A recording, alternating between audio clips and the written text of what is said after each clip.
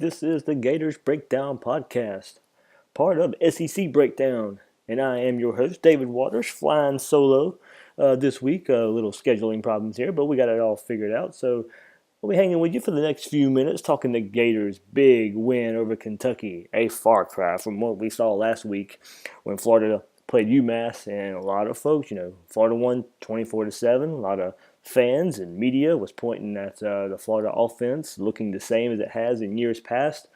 But Kentucky rolls into town off of a loss to Southern Miss, and now Florida come in from a disappointing performance against UMass. Both teams come in wanting to prove themselves a little bit, turn their luck around. But it was Florida who showed up. Florida whose offense finally showed up for the fans. And we can point to something now that this team can build off of. Florida wins 45-7. And the magic number, well, I'll start with that. The magic number was 30. The 30th straight win for the Gators over Kentucky. And Florida reached 30 points for the first time in 10 games.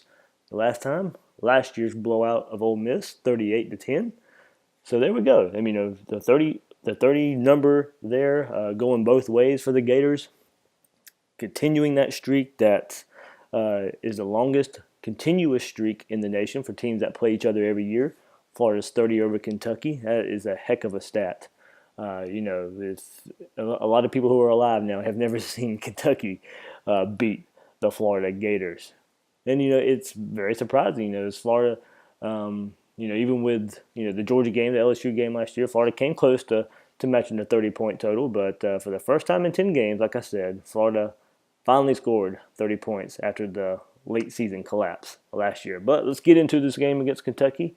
And the stats, 564 yards of offense for the Gators. It's the highest total since the Vanderbilt game in 2001, where Florida, this game, 564. They've almost matched that game in 2001, where Florida had 571 yards. Hard to imagine it's been that long, since the Urban Meyer years, where Florida had a lot of success, have not come close to matching the 564-yard output that Florida put on Kentucky. And you got to hand it to Luke Del Rio. He answered some of the critics, I think, yesterday. And the big thing is, yes, a lot of people will point to this was Kentucky.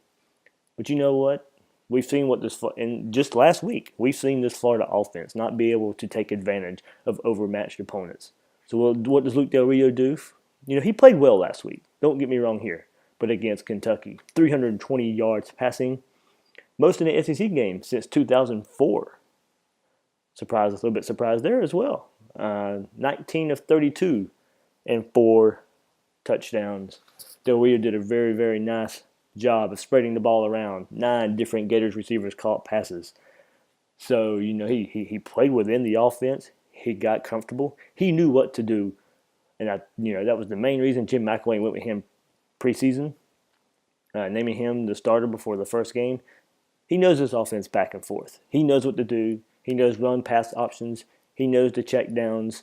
And that was, a little bit of the issue is, he checked down a little bit too much against UMass, not too much against Kentucky. Even got a little bit greedy at times. Instead of, underneath routes that were open, he wanted to test the ball deep. You can't really fault him for that. But, he doesn't need to get too greedy. Against Kentucky, Florida, the game was out of hand. Don't mind him trying some things there. But he needs to play within the offense. He'll go back and they'll look at the film with the coaches, and he'll see what he did. But this is it's a positive experience to build off of. There's enough there, enough negative there to keep him in check a little bit. But Luke Del Rio, masterful job in running that Gator offense. The long bomb that his downfield passing has been in question a little bit. 78-yard bomb to Callaway, and you got to hand it to Callaway. Wide receivers Antonio Callaway and Brandon Powell. Callaway 5 receptions, 129 yards. That's a career high in yards for Callaway, by the way. And like I mentioned, that 78-yard bomb. Brandon Powell 4 receptions, 43 yards, and a touchdown. So there you go. Of Luke Del Rio's 19 completions, 9 went to Callaway and Powell. So, and more importantly, I think what we have to look for Luke Del Rio and for this Florida offense. Early on, Florida was able to get in a lot of third and short, plays. it helped them convert those. 14 of 20 on third downs. Also, a lot of that was passes by Luke Del Rio. He, 3rd and 8, 3rd and 9, found a way to get the first down. 14 of 20 on third down. That was a key stat in the game, in my opinion. So, starting with Luke Del Rio, folks, Florida, I think, has found its quarterback to manage the game. And, if he can hit some more of those downfield passes between, Callaway, barely missed one to Brandon Powell as well.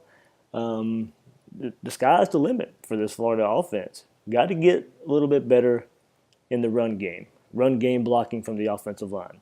Mentioning the offensive line, minus the first drive of the game, looked pretty good. Best we've seen them in quite some time, I will say. Key stat for that offensive line right now, no sacks yesterday. No sacks against Kentucky. So what? Last week, only 1 sack. Give Luke Del Rio some credit.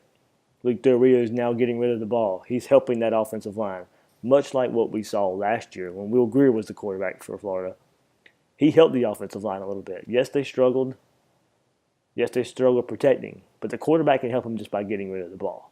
So after that first drive, Juwan Taylor comes in. Fred Johnson at right tackle still struggled in that first drive. Little bit of blessing in disguise. I don't want to talk positively about players getting injured, but Fred Johnson injured a little bit with a little ankle. So Juwan Taylor comes in, solidifies that offensive line.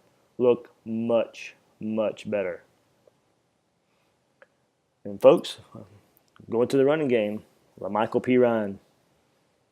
Running backs, 244 yards rushing. But going back to Pirine, 17 attempts, 105 yards. Florida's using 4 backs right now. The Jordans, Jordan Scarlett, Jordan Cronkrite, LaMichael Pirine, Mark Thompson. All 4 of these guys bring something different to the table. Cronkrite, probably your best all-around back. Little hampered now from, I think, getting injured in preseason camp. Best pass blocker of the bunch, probably the best catcher, receiver out of the running back position of the bunch as well. Florida got the running back and screen game involved a good bit. I tweeted yesterday, if Kentucky was going to bring pressure like UMass, you need to make them pay with some running back screens. Florida ran a couple, even one to Pirine for a touchdown. But going back to the running game part of it, Cronkrite, your best overall back, I think. Scarlett, a little faster than Cronkrite there. He gives you a little bit more speed, a little more power, but he's not as good as a pass blocker. And now, Mark Thompson, probably your best inside runner, going to get you the tough yards that you need, your third and shorts, your goal line situations. We saw that. He bounced a run outside yesterday, bounced back in, found a little zone into the end zone, scores a touchdown. But you got to look at Michael Pirine as being the shiftiest, the most creative runner Florida has the best cuts, has some good vision. Needs to be able to hold on. We saw last week, first carry of the game, didn't really get much after that. Fumbles. You know what? He learned from it. You know he learned from it because you know why? He's still playing. The coaches trust him. So what do we see there? Florida's going to use 4 running backs a good bit. It's going to be interesting to see how Florida continues that 4 running back set. Do they try and whittle it down? Through 2 games, we haven't seen that. So I don't think so.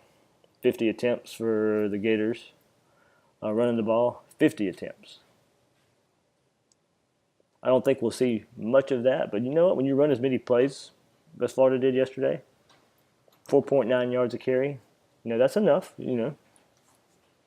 Can't fault the Gators there, especially after what Kentucky did last week. After giving up almost 300 yards rushing against Southern Miss, Florida 50 attempts, like I mentioned, 244 yards. Key drive I want to dive into this game. Florida scored right before halftime. Florida had the ball on their own 42-yard line. 4:31 until halftime. Florida goes on a 13-play, 58-yard, 4-minute, 13-second drive. Key stat there, again, third downs. Converted 3 third downs. a 3rd and 7, a 3rd and 9, and a 3rd and 4. Luke Del Rio managed that drive great. Probably, I'll go back to the Ole Miss game again last year. Florida put together a similar drive out before halftime last year to basically put that game away. On the first 3rd and 7, Luke Del Rio completed a pass to C.J. Wharton. 3rd and 9, another pass to Brandon Powell. 3rd and 4, Luke Del Rio passed to Keontae Lewis. It tells you, folks, these coaches trust Luke Del Rio. They trust his decision-making, trust him to make changes at the lines if need be. So the Gators have found their quarterback, a quarterback that the coaches can trust. That's going to take the Gators far this year. And, it's a nice wrap-up for this Gators offense. Here's the key, though. They have to build on this. Can't be a flash in the pan. Can't show up against North Texas next week, night game in the swamp, like you did against UMass. You have to build on this. That's the key here. What can Florida do next? They need to build off this. If they can go back in, get Luke Del Rio a great first half, put some of the backups in, okay. Get some more playing time for the backup running backs next week, okay. That's what we want to see. That's what Florida offense should be doing. Should be blowouts against the likes of UMass and North Texas. But we can't see this offense fall again. Like we said, it had been 10 games since Florida has scored over 30 points. They finally get it done against Kentucky. Moving to the other side of the ball, the defense. What more can we say about them? There's not much more to be said. It's ridiculous how good this defense is right now. Ridiculous. Giving up 55 yards of passing to Kentucky. Kentucky was 3 of 14 for 3.9 yards a pass. 3 interceptions thrown. 94 yards rushing on 34 attempts. Only averaged 2.8 yards a carry did the Wildcats. Drew Barker, Kentucky's starting quarterback, 2 of 10 for 10 yards, 3 interceptions. Kentucky brought in Steven Johnson, ended up 1 of 3 for 45 yards. So as a combined passing attack, 3 of 14 for 55 yards, like I mentioned, and 3 interceptions. Those 3 interceptions, miraculous. Quincy Wilson, almost a one-handed, tips back to himself on the sideline. Jalen Tabor, Tease. I'm gonna keep doing that one. It's he earned the name. He earned that nickname Tease to me. Well, I guess I couldn't say nickname. He wants to be called Tease. But there we go. And then Marcus May later on in the game. But that one by Tabor. Jalen Tabor, Tease Tabor. It was a screen. It was a wide receiver screen. He knew. You could tell he watched the film there. He knew that tendency there. He saw as soon as the ball was snapped, that wide receiver dropped back a little bit. He broke on the ball, and it was a pick.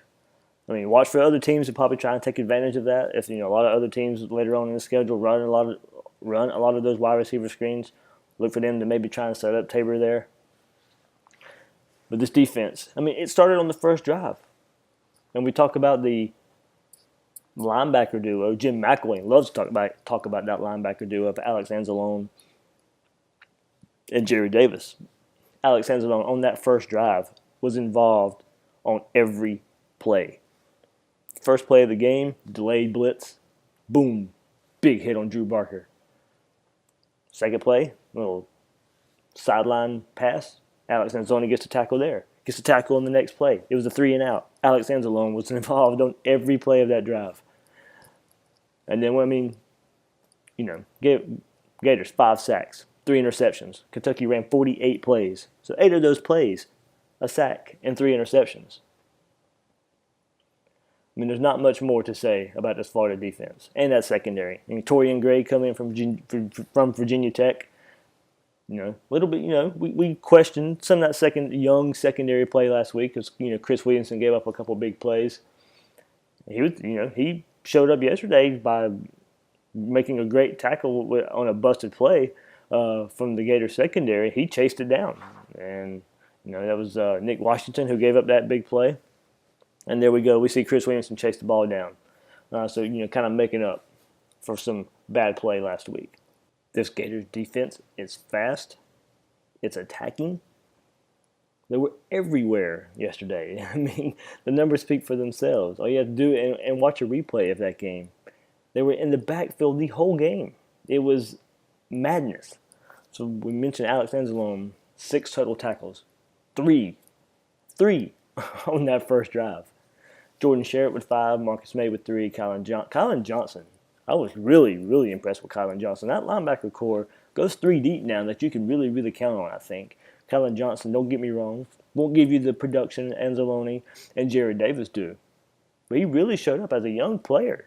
I mean, we saw it in the spring game. I wondered if could it carry over into the regular season. Looks like it has. First SEC opponent, he comes in, 3 tackles. And, half a tackle for a loss was in on a sack. So, now the Gators, I think, go 3 deep at the linebacker position. Anzalone, Jared Davis, and Kylan Johnson. Last week's star on the defense, Jabari Zuniga, had 2 tackles as well. So a lot of young guys. Jeremiah Moon got in on something. Joseph Putu again shows up. Great second. He's going to be a pretty good secondary player stepping in for the Gators. So like I mentioned, this Gators secondary not dropping off a beat, especially that starting 11. Starting 11, I'll still match up against any defense in the nation right now. If Florida gets a little bit of injuries, maybe you can start pointing to a little bit of a fall off. But right now, that front 7 for Florida and those DBs, they work together, folks. And right now, that defense has the potential to be as good as any of the recent good defenses Florida has had. Secondary is a bit deeper last year, of course, with Keanu Neal. But Vernon Hargreaves didn't have his best year last year. Jalen Tabor did, and he's back. This was his first game back of the year, and he showed every bit of why he was missed last week. Especially, we talked about it before, on that interception. So, like I said, great performance by the Gators overall. Kentucky comes in wanting to avenge last week's loss to Southern Miss, and Florida rolls up 45 points on them. It was a welcome sight in the swamp. You could tell the fans loved it. It was 45-7 Florida. Next week, North Texas comes in, and I mentioned it before, and I'll mention it again. Florida has to build on this performance, especially on the offensive side of the ball. Fans want to see it.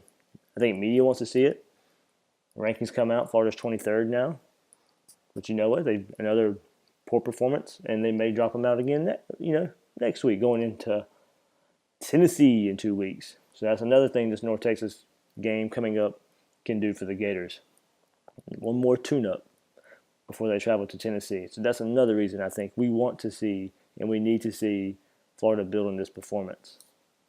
Can't just be a flash in the pan.